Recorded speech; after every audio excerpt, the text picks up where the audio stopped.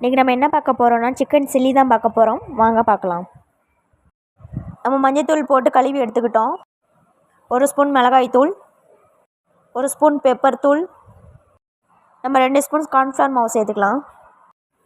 Chicken 65 பொடி சேர்த்துக்கலாம். கடலை மாவு 1 ஸ்பூன் சேர்த்துக்கலாம். மிக்ஸி சாரில் ஒரு பெரிய வெங்காயம் எடுத்துக்கலாம்.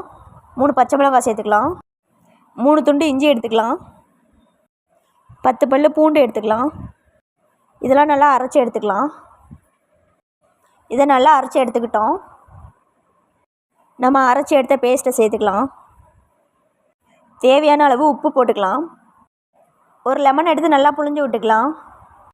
இதை நல்லா கிளறி நம்ம 1 மணி நேரம் ஊற வச்சு எடுத்துக்குவோம். வாணலில் எண்ணெய் எடுத்துக்கலாம். எண்ணெய் சூடானதும் சிக்கனை பொரித்து எடுத்துக்கலாம்.